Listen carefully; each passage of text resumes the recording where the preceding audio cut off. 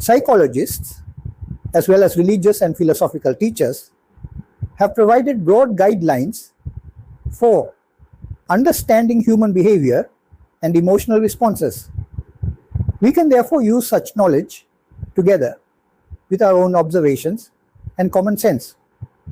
Let us now consider some important environmental parameters.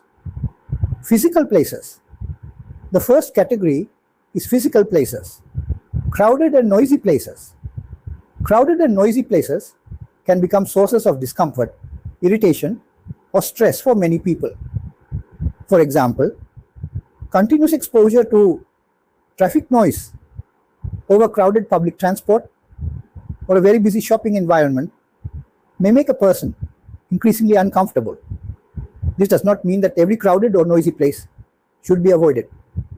Rather, we should recognize whether such environments repeatedly contribute to our own negative emotional responses.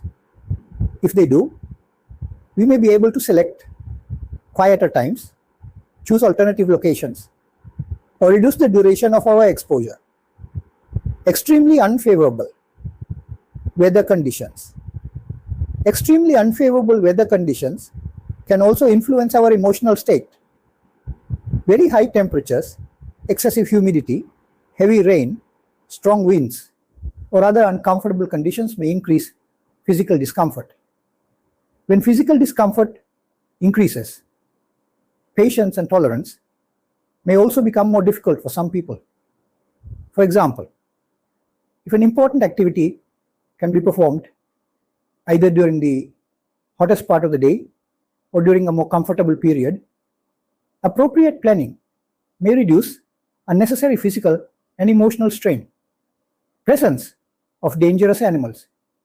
The presence of dangerous animals can naturally create fear or anxiety.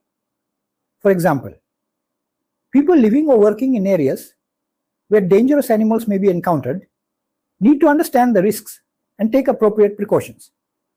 The solution is not simply to remain constantly afraid. Instead, knowledge, preparation, and appropriate environmental arrangements can reduce unnecessary exposure to danger. Places of unlawful activities. Places where unlawful activities commonly occur can also become sources of fear, anxiety, or other harmful emotional reactions.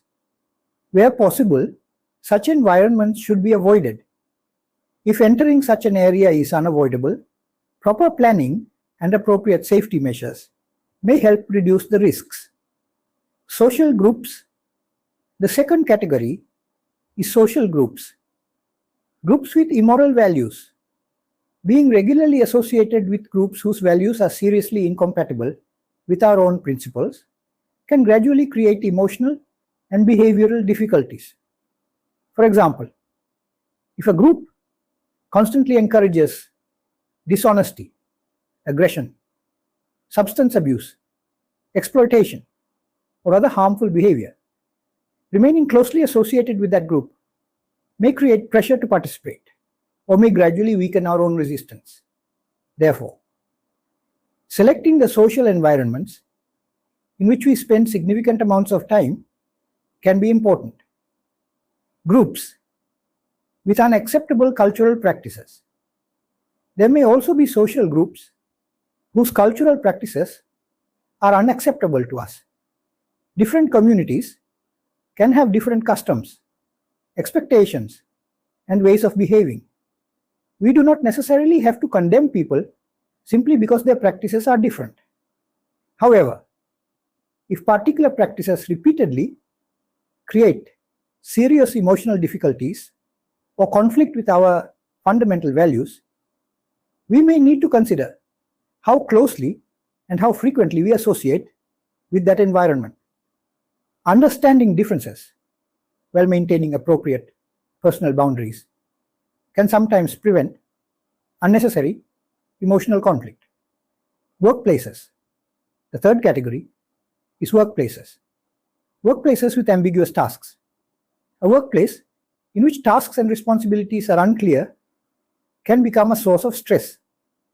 For example, imagine being told To complete an important assignment without being given a clear objective, deadline, or indication of who is responsible for each part of the work. The uncertainty can lead to confusion, repeated corrections, frustration, and conflict. Where possible, clarifying responsibilities and expected results can reduce these problems. Workplaces with activities incompatible with your consciousness. Another problem can arise when the activities involved in a workplace are incompatible with our own conscience.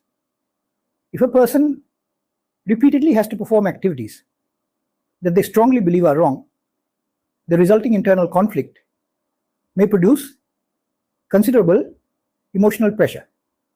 Therefore, when selecting employment or work assignments, we should consider not only financial benefits, but also whether the nature of the work is compatible with our fundamental values and conscience.